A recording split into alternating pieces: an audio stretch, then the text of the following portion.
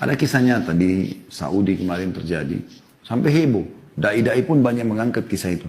Kisah seorang dai dari Maroko. Maroko di Afrika Utara sana. Salah satu negara Arab yang ada di sana.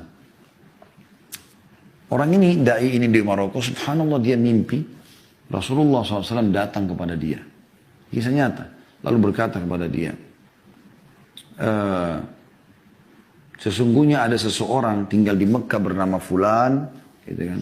Sampaikan berita gembira kepada dia kalau dia termasuk ahli surga. Orang ini bangun kaget mimpi.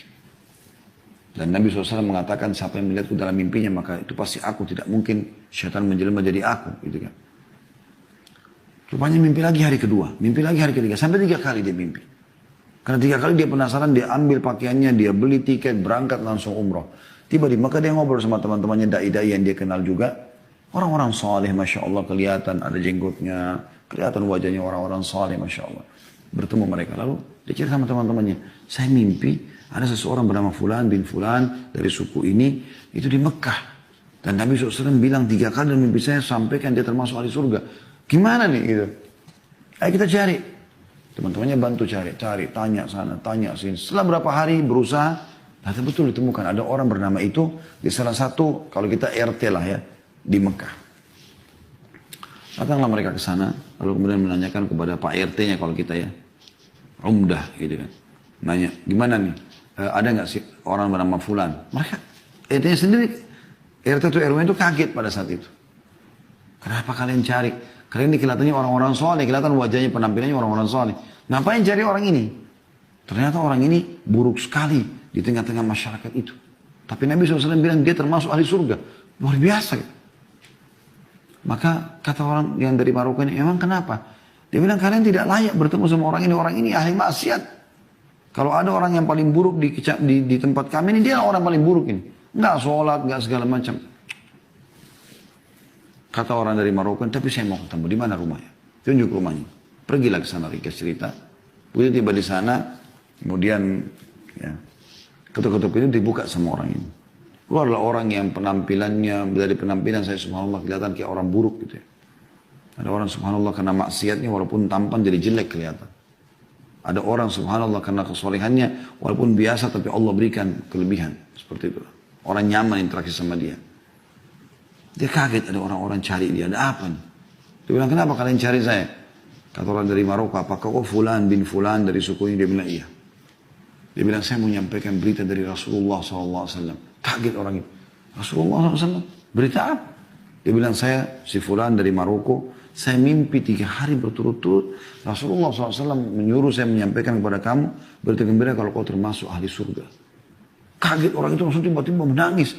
Saya? Kata dia, kata orang Maroko itu, iya. Demi Allah saya nggak bohong sama kamu. Saya datang dari Maroko jauh-jauh umroh ini hanya untuk bertemu dengan kamu menyampaikan itu. Dia bilang demi Allah, akhi. Orang itu bilang, tidak ada orang lebih buruk daripada saya di sini. Bagaimana bisa saya dapat jaminan itu? Kata orang Maroko itu saya nggak pusing dengan itu. Cuma saya datang khusus untuk menyampaikan itu dan saya mau tahu amalan apa yang kau lakukan ini. Sampai 3 hari betul-betul saya mimpi Rasulullah suruh sampaikan sallallahu alaihi wasallam berarti mereka kau termasuk ahli surga. Dia bilang, saya tidak ada. Kalau orang Maroko, coba ingat. Hanya sampai dia ingat. Dia mengatakan, yang saya teringat sekarang, tetangga saya ini, tunjuk rumah sebelah. Tetangga saya ini adalah seorang janda yang punya 3 anak. Hidupnya susah. Waktu suaminya meninggal, nggak ada yang menaungi mereka. Maka semenjak itu, dan sampai hari ini demi Allah, saya sudah bertekad untuk memberikan setengah gaji saya. Jadi setiap terima gaji, saya kasih ke mereka setengah, kepada saya setengah. Tidak ada yang tahu kecuali saya. Sama Allah subhanahu wa ta'ala. Kata orang Maroko tersebut, itu amalmu. Memenuhi hajat saudaramu muslim tadi. Kata orang soleh ini, ayo segera ikut sama saya ke Masjid Haram. Maksudnya ayo segera taubat kembali kepada Allah. Perbaiki amalmu. Ini luar biasa berita gembira. Orang itu ketakutan mengatakan, saya tidak layak ke haram sekarang seperti ini. Ini di Mekah ini, bayangkan aja. Lalu kata orang Maroko, baik, siapkan dirimu. Dia bilang, dia siap-siap. Dia mandi, dia bersih, dia pakai baju terbaik. Lalu dia ikut ke masjid. Kata orang Maroko ini begitu masuk masjid, nangis-nangis orang ini. Seperti orang yang masuk ke sebuah alam yang penuh dengan kedamaian, kebahagiaan luar biasa. Dia bilang begitu masuk masjid, mulai sholat. Kata orang Maroko ini, Nangis terus orang itu terisak. Karena nangisnya terisak-isak. Karena terusnya dia nangis. Kami pun sampai nangis gitu. Dan subhanallah, setelah baca tilawah Al-Quran di rakaat pertama, ruku, tidak sujud. Begitu sujud, kami bangun sama imam, dia masih sujud orang ini. Kami sujud lagi yang kedua, dia masih sujud. Kami berdiri rakaat kedua sampai terus. Itu maghrib waktu itu. Setelah saya salam, habis sholat maghrib, nanti saya sentuh dia jatuh sudah meninggal dunia. Allah tutup dengan husnul khatimah. Karena memenuhi hajat saudara muslim.